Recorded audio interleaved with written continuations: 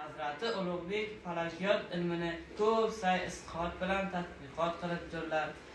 Hazrat haqiqiy olimdirlarki, bu yerda kashfiyot nuqtasida yetukdirlar. Dunyo ishini ko'p a'lo qilurlar, lekin mushkulotlar ham behad. Assalomu alaykum. Keling, o'tiring. Assalomu alaykum. Va alaykum assalom. Alisherbek, otni yaxshi ko'rurmisiz? Otni yaxshi ko'rurmen, lekin ot choptirishdan ko'ra fikr yuritmoq a'loroqdir. Ilm cho'qqisiga chiqishga arzisiz. Bolaning sho'xi yaxshi, zeroki fikri ham yetukdir. Ilmning chaqmog'i, bilimning chaqmog'i. Orzu qilaman, ziyrak bola, picha sho'xligi bor.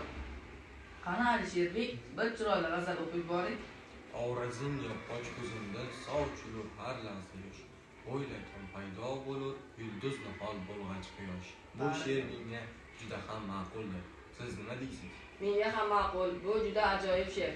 Barakalla Alisherbek, bahodir bo'lib yetishing. Qani inim bir duo qiling.